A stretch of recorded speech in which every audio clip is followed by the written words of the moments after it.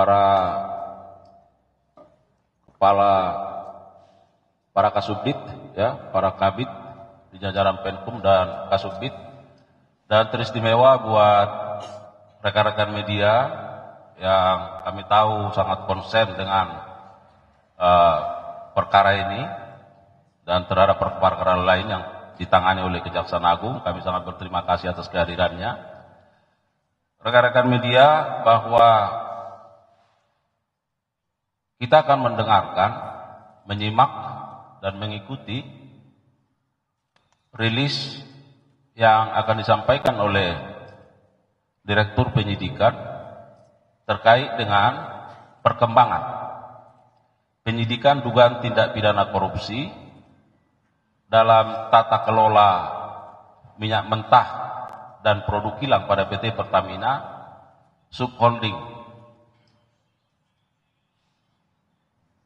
dan kontraktor kontrak kerjasama atau KKKS tahun 2018-2023. Rekan-rekan media, bahwa kita sudah mengetahui dalam perkara ini sudah ditetapkan dan dilakukan penahanan terhadap 7 orang tersangka. Dan hari ini penyidik pada jajaran Jampitsus telah memanggil secara patut kepada 2 orang saksi dan ditentukan akan dilakukan pemeriksaan sejak pukul 10 pagi pada hari ini. Tetapi oleh para penyidik, setelah ditunggu pada waktu tertentu bahwa kedua saksi tidak hadir dengan tanpa alasan. Oleh karenanya penyidik berketetapan melakukan pencarian dan ditemukan. Lalu oleh penyidik dilakukan tindakan jemput paksa dan membawa ke hadapan penyidik. Oleh karenanya terhadap kedua orang saksi ini dilakukan pemeriksaan secara maraton dalam kapasitasnya sebagai saksi. Dan pada malam hari ini, setelah dilakukan gelar perkara terhadap hasil keterangan yang diberikan oleh kedua saksi dan dikaitkan dengan peran dari tersangka-tersangka yang lain dan fokus pada penyidikan ini, maka penyidik berketetapan terhadap kedua orang saksi ini dinyatakan sebagai tersangka. Dan juga atas penetapan sebagai tersangka dilakukan pemeriksaan dalam kapasitasnya sebagai tersangka. Dan setelah itu penyidik berketetapan melakukan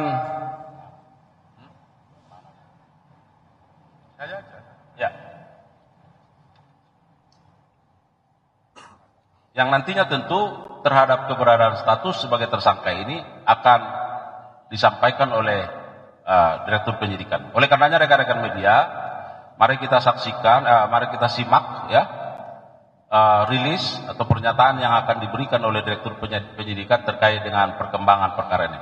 Pak Direktur Penyidikan, kami persilakan.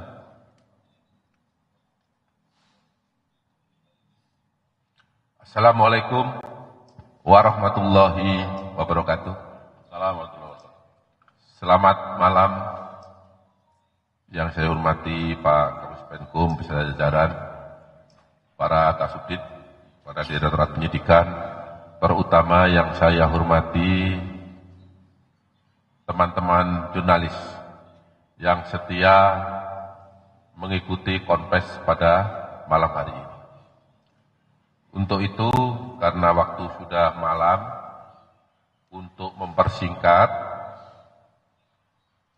bersama ini saya sampaikan perkembangan penyidikan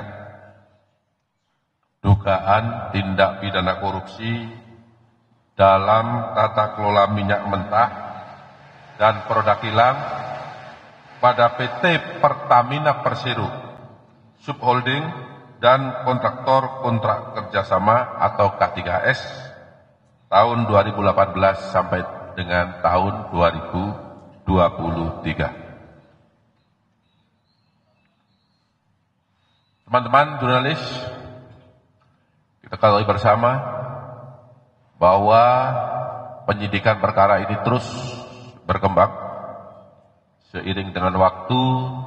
Tentu di dalam perkembangannya ada fakta-fakta baru, ada alat bukti baru yang ditemukan oleh penyidik. Untuk itu akan saya sampaikan bahwa pada hari ini, hari Rabu, tanggal 26 Februari 2025, perkembangan penyidikan dugaan tindak pidana korupsi tata kelola minyak mentah dan produk kilang pada PT Pertamina Persero Subholding dan kontraktor kontrak kerjasama atau K3S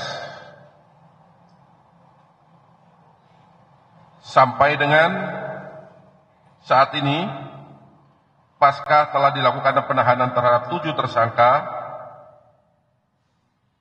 telah dilakukan pemeriksaan saksi terhadap dua orang. Yang pertama yaitu Maya Kusmaya ST, MSD, selaku Direktur Pemasaran Pusat dan Niaga PT Pertamina Patra Niaga. Yang kedua, dilakukan pemeriksaan sebagai saksi terhadap tersangka Edward Corner ST selaku FP Trading Operation PT Pertamina Patra Niaga. Kemudian terhadap 2 tersangka tersebut, setelah dilakukan pemeriksaan secara maraton, tadi mulai jam 3 sampai dengan saat ini, penyidik telah menemukan bukti yang cukup bahwa kedua tersangka tersebut diduga melakukan tindak pidana bersama-sama dengan 7 tersangka yang kemarin telah kami sampaikan di hadapan teman-teman jurnalis. Terhadap 2 orang tersebut ditetapkan sebagai tersangka berdasarkan surat perintah nomor 19-FD-2/FD-02/02/2025 tanggal 26 Februari 2025. Ini untuk tersangka Maya Kusmaya. Sedangkan untuk tersangka Edward Cornel ST berdasarkan penetapan tersangka nomor 20-FD-2/02/02/2025 tanggal 26 Februari 2025. Jadi pada malam hari ini penyidik telah menetapkan 2 orang tersangka. Kemudian setelah dilakukan pemeriksaan kesehatan, dokter menyatakan bahwa kedua orang tersebut dinyatakan sehat jasmani dan rohani. Selanjutnya tim penyidik pada malam hari ini melakukan penahanan selama 20 hari ke depan, terhitung sejak tanggal 26 Februari 2025. Terhadap tersangka Maya Kusmaya ditahan di Rutan Salemba Cabang Kejaksaan Agung, sedangkan terhadap tersangka Edward Corner ditahan di Rutan Salemba Cabang Kejaksaan Agung. Adapun kasus posisi dalam perkara ini dapat saya sampaikan secara singkat sebagai berikut. Tersangka MK, saya singkat ya biar cepat ya, dan tersangka EC atas persetujuan tersangka RS melakukan pembelian RON 90 atau lebih rendah dengan harga RON 92, sehingga menyebabkan pembayaran impor produk kilang dengan harga tinggi dan tidak sesuai dengan kualitas barang.